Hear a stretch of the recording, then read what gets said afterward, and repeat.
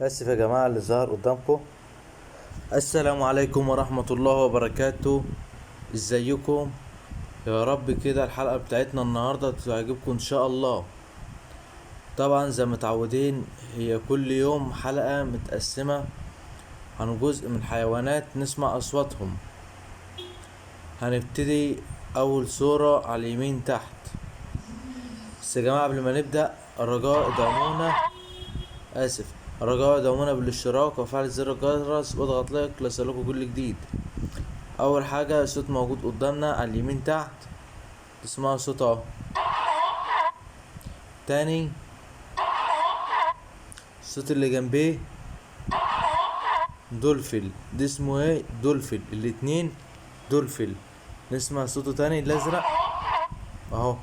طب اللي فوق موجود على اليمين حمار الوحشي بس صغير. تمام، نسمع صوته تاني. تمام، اللي جنبيه ارنب، نسمع صوته تاني. اللي فوق حمار الوحشي، دي كده الحمار الوحشي الكبير. اسف.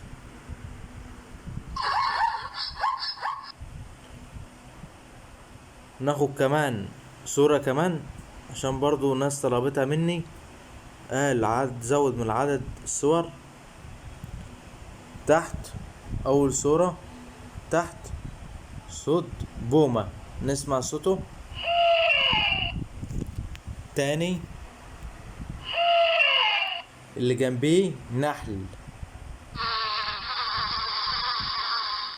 دي كده صوت النحل لما هو ماشي او هو مثلا موجود جنب الخلية. طيب اللي فوق على اليمين اللي بعديه نمر، نسمع صوته. دي كده صوت النمر. تاني الصوت اللي جنبيه صوت اسد. تاني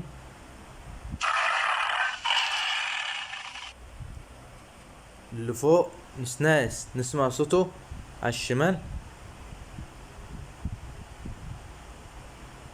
وطبعا زي ما تقول حضراتكم ملوش صوت.